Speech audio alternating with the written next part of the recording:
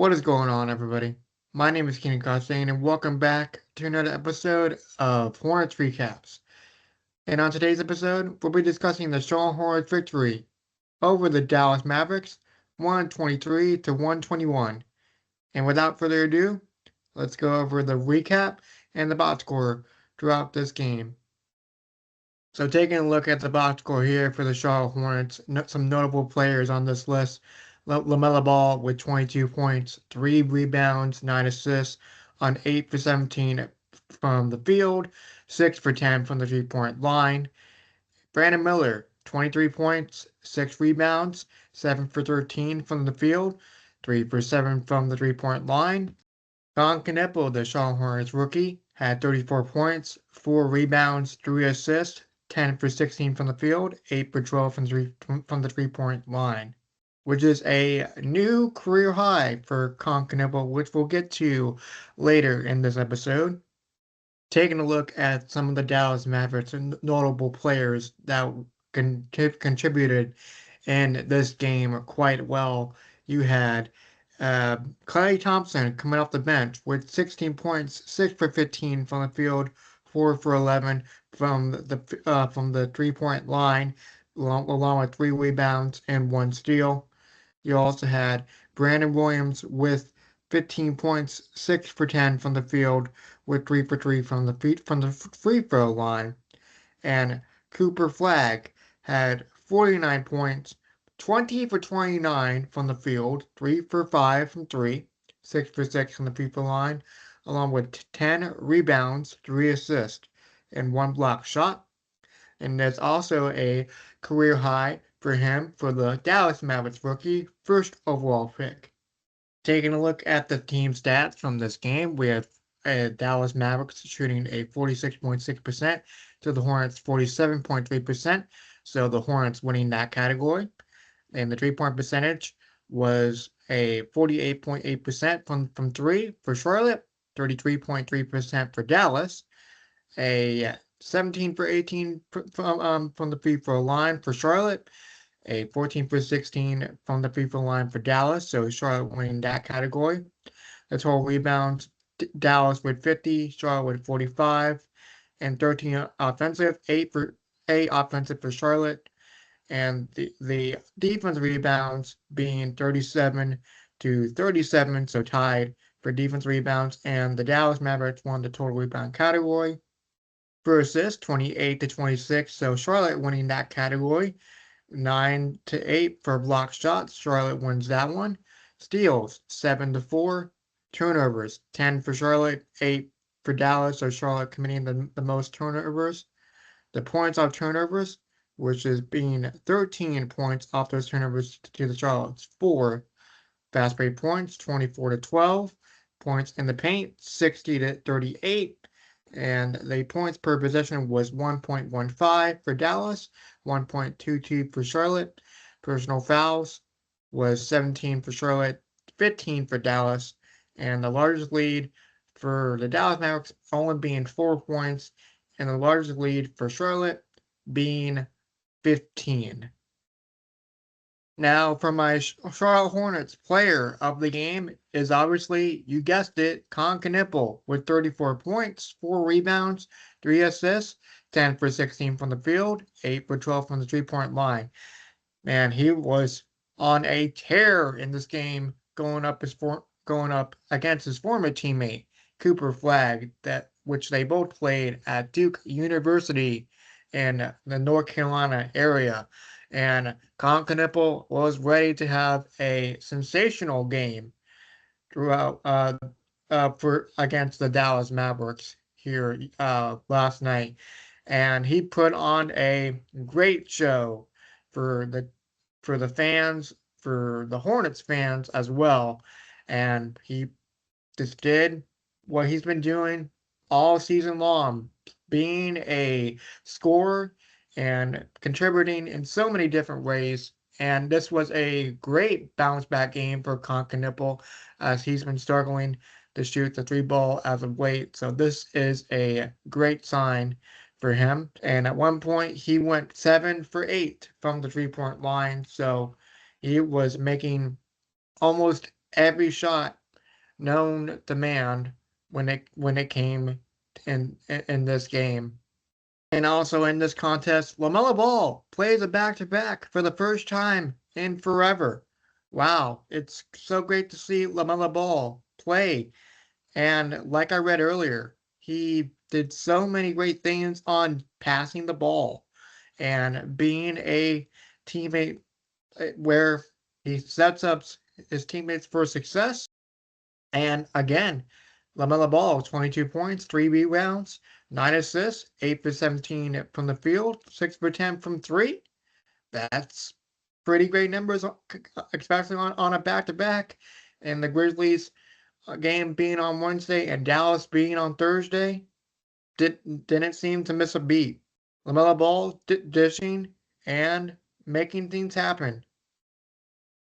Now for Brandon Miller, I read his stats earlier. He had 23 points, which adds to another 20-point performance, and he has been a huge factor in these games. Like I keep mentioning in past videos, he has just been on the money with his playmaking and decisions, and he's playing a huge role in these wins. Once again, I'm going to bring up the stat sheet. Bam.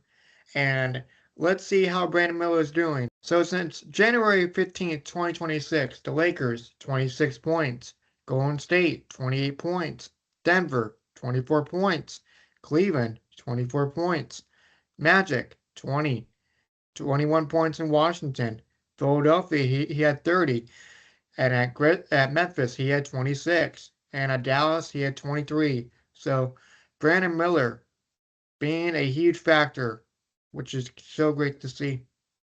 Some notables coming off the bench being Colin Sexton. He had a tough time getting going, but with Brandon Miller having 5 fouls throughout the third and fourth quarter, he was the guy that he was called upon to take over for Miller's absence with that foul trouble. And Colin Sexton got off to a slow start. And in the fourth quarter, he was able to make things happen and shooting the ball in clutch situations and making great decisions with the ball. And he's been struggling as of late, which is not so great to see. But Colin Sexton was able to make plays when it actually mattered, and that is so great to see. And it's so great to have him in these clutch situations with Brandon Miller and possibly LaMelo Ball sitting on the bench while they're getting some rest, or if one of them is in foul trouble. So for Colin Sexton, it's so great to have that type of player that can make plays like that. One other guy I want to keep bringing up is Ryan Kalkbrenner. He once again came off the bench in this contest and played a big role with Daniel Gafford, which is another big man for Dallas, which I did not really read his stats off. So let me look at that right now. For Ryan Kalkbrenner, he only had 5 points, which is not a lot at all. 3 rebounds. Okay, so he didn't do too much. He contributed in 15 minutes of court time. It went 3 for 4 from the free throw line. And Daniel Gafford, he had also had 5 points, 4 rebounds in this contest. So, but in 25 minutes of court time, and he was part of the starters. So not much for the two big men on the team. So let me go ahead and circle back to Cooper Flagg in this game. He was unsolvable and looked like a number 1 overall pick that Dallas selected. And it was a rookie battle, kind of like what you see in the title of this thumbnail of this video. A rookie battle between two yeah, two Duke Blue Devils. Okay.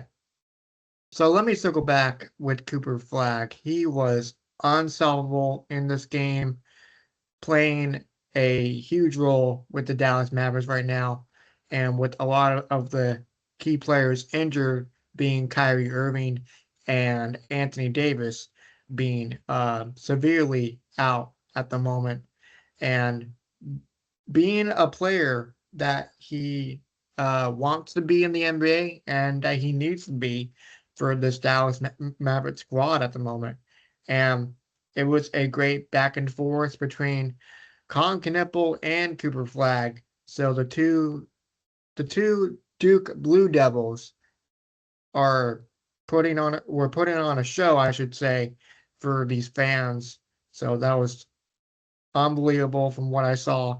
And when it came down to the final moments of this game, it was 4.4 seconds left, and Charlotte was up by 2, and Cooper Flag was immediately double teamed right off the inbounds, along with Brandon Miller and Miles Bridges bringing some sort of double team defense and having Cooper Flag take a tough chance in a clutch situation, and it just missed out. So the Hornets were able to hang on.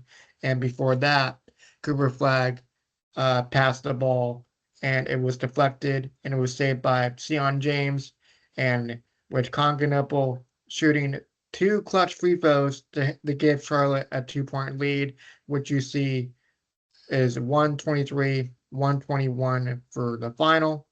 And it was a exciting and clutch and action-packed ending. And also, Cooper Flag was able to hit a big three to tie the game before that. So a lot took place in the last 34 to 37 seconds of the fourth quarter. I know I went a little out of order here, but it was such big plays from both teams. So one of my thoughts of this game, I thought it was a entertaining, action pack. Like I said before during my Cooper Flag segment, it was so great to see Cooper Flag and Knueppel put on a dominating and fantastic performance for the fans. It was so great to see the Hornets competing. It was so great to see LaMelo Ball play back to back for the first time in a while. So just checking my notes here, we have a clutch time game before tonight.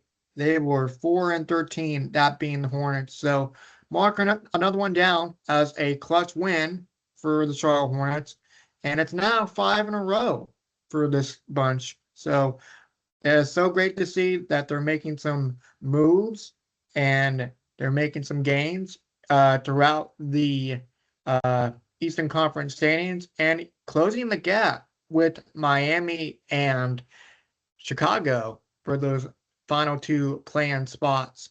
So that is unbelievable from what we are seeing as a Charlotte Hornets fan.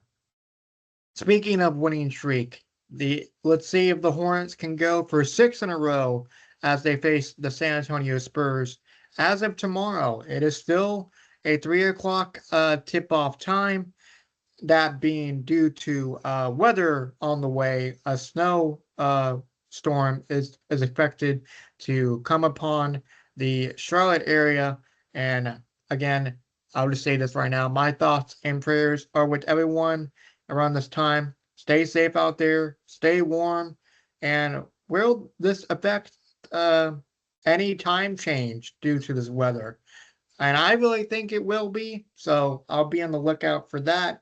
And no time has been changed as of this recording and as of 4:23 Eastern Standard Time. Hey, this is Post Keenan here. Just letting you guys know that tomorrow's game against San Antonio Spurs will take place at 12 o'clock Eastern Standard Time. As of 5 o'clock p.m. Friday, there is an update that has been moved to 12 p.m. Eastern Standard Time. Be safe and throughout the Southeast throughout this snowstorm, and catch you guys later. Okay, bye. So let's see if this Hornets can continue this winning streak, making it 6 back at home at Spectrum Center against Victor Wembanyama and the San Antonio Spurs. It should be a great game, and let's see if LaMelo Ball can continue to stay healthy and continue to start for the Charlotte Hornets as well. So I'm excited for this upcoming game and the momentum that the Hornets have right now. That'll do it for another episode of Hornets Recaps. My name is Keenan Costain, and if you like what you see, feel free to give it a like, subscribe down below for more, and let me know in the comment section down below what are your thoughts on the Hornets victory over the Dallas Mavericks 123-121. What are your thoughts on the Nets game against San Antonio? And give me your thoughts as well about what the Hornets should do in the upcoming games. And until next time, have a good one, folks.